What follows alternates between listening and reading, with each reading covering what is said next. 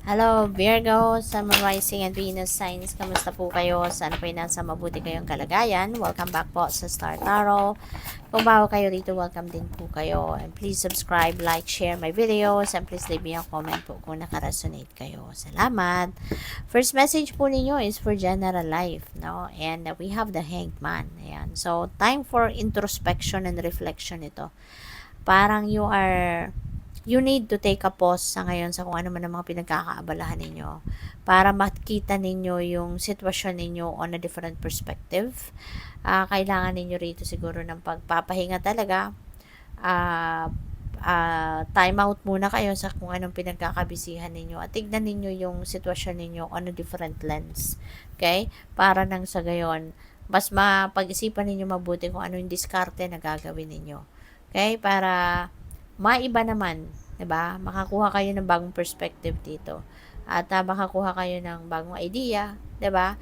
Sa kung ano man ang mga observation na mapapansin ninyo rito, no, sa mga sitwasyon ninyo. So, sa inyong money, career, and finances, we have 8 of Wands. Ayan. So, um, meron dito mga magagandang balitang paparating. Meron dito mga tips, no, na paparating sa inyo sa ngayon that could siguro offer you, 'di ba, panibagong income stream, panibagong pagkakakitaan, panibagong trabaho, panibagong business opportunity, career opportunity, yung mga ganon, no? So, magagandang balita ang pwedeng dumating dito. But you need to be ready for anything, no? Kailangan maging kayo physically, mentally, and emotionally fit and ready para sa kung ano man ang dumating sa inyo dito. Pwede ninyong simulan agad, 'di ba? Kung magustuhan ninyo, kung pumasok sa criteria ninyo, so pwede ninyong i-take advantage agad-agad, no? So that's really really good. Isa pa, Virgo, maaaring may travel na mangyayari dito that could be related sa inyong trabaho, maaaring related sa career, ah, yung gano'n, no? Kaya maaaring kaya maaaring exciting na period dito sa buhay ninyo sa ngayon pagdating sa inyong money, career, and finances. So, pagdating sa inyong relationships naman, we have the Mother Star and this is a yes card. Okay? This is a yes card. So, probably, ang iba sa inyo rito is going to, say yes to something. Baka yung person ninyo, baka may proposal sa inyo for marriage, pwedeng ganon. So, maybe it's going to be a yes. Or probably, kung dati na kayong may asawa, merong jowa na kayo, baka mayroon ditong pag-uusap kayo regarding expansion ng relationship ninyo or kung ano siguro yung baka may idea siya kung paano pa ninyo mas mapapatatag yung inyong relasyon, mas mapapaganda ang inyong relasyon, and maaari, no, na kayo ay mag-agree, no, and maybe you're going to say yes to your person. So, kuha tayo ng clarifiers dito. Tignan natin kung ano pa yung mga energies na makikita natin. And also, maraming salamat, no, sa suporta na binibigay ninyo po sa aking channel. Thank you for subscribing. And if you haven't subscribed yet, no, mag-subscribe na po kayo. Like and share my videos. And maraming salamat sa mga donasyon ninyo through super thanks, at salamat din sa inyong hindi pag-skip ng ads, no? Thank you. So, 10 of Cups. Meron tayong 10 of Cups dito sa Hanged Man. So, feeling ko dito, magiging maganda yung resulta ng pagninilay-nilay ninyo, yung pagmumuni-muni ninyong gagawin.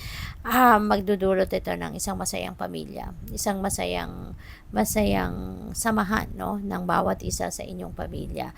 Maaari na magkakaroon kayo rito ng magandang mga realizations, kaya mas mai-improve ninyo ang relasyon ninyo sa bawat isa, 'di ba? Mapoprovide ninyo yung magkakaroon kayo ng mas magandang idea para ma-provide din yung pangangailangan ng inyong mga kapamilya, ng sarili ninyo, yung ganon, no?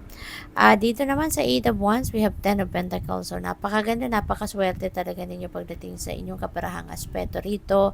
Kasi 10 of Pentacles is about stability, no? This is about security and stability ng inyong kaperahan. Hindi lang ng para sa ngayon, hindi lang ng para sa few weeks, few days, but this is for the long term. So, siguro meron na kayong established, no, na pinanggagalingan ng pera, meron na kayong established na pinaghuhugutan ng inyong pera. So, maaaring ganun ang ganap dito, Virgo. So, maganda pagdating sa pera. There could be also financial gain na paparating, merong additional na kaperahan na paparating, may mga financial blessings na dadating dito na mas makakapagpatatag pa ng inyong finances, no? Mas magpapatatag pa ng inyong seguridad sa inyong pangkaperahang aspeto. Dito naman sa Mother Star, we have Queen of Swords. Ayan, communication. Okay? Open communication, effective communication, and honest communication. Yung reminder nito para sa inyo. Para mas maging maganda ang inyong relationship, mas maging matibay, magkaroon kayo ng mutual respect and love, no? Mas malalim na pag-iibigan, mas malalim na relasyon ninyo with your person. So, kailangan lagi kayong bukas, no, sa pag-communicate sa person ninyo kung ano ang saloobin ninyo, ano yung naiisip ninyo, ano yung kailangan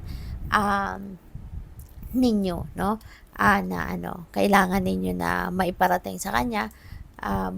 Laging bukas dapat ang inyong communication lines, at saka maging honest kayo sa bawat isa. Maging honest ka sa sarili mo, anong mga gusto mo, 'di ba? So sabihin mo 'yan sa person mo.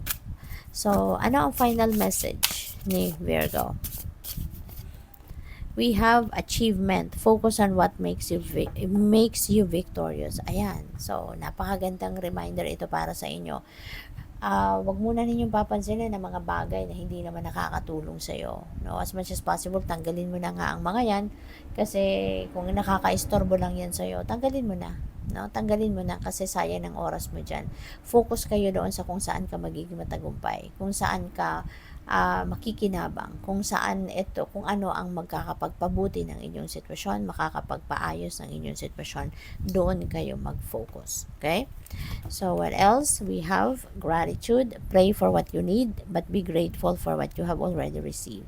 Ayan. So, kadalasan kasi, di ba, nakakalimot, no, ang iba sa atin na magpasalamat sa mga biyaya na natanggap na natin, no? Mas nagdadasalan tayo paminsan para doon sa ating mga hinihingi. Pero yun sa mga na-receive na natin, natanggap na natin ng mga biyaya, minsan nakakaligtaan na natin ipagpasalamat yon, no? Nakakaligtaan na natin ipagdasal yon ng pasasalamat. Kaya ito yung reminder sa atin na while we are praying for what we need, we're asking for what we need, no? Huwag natin kalimutan ipagpasalamat, ipagdasal in gratitude yung mga blessings na natanggap na natin. Okay? So, thank you for watching. Love and light. Namaste.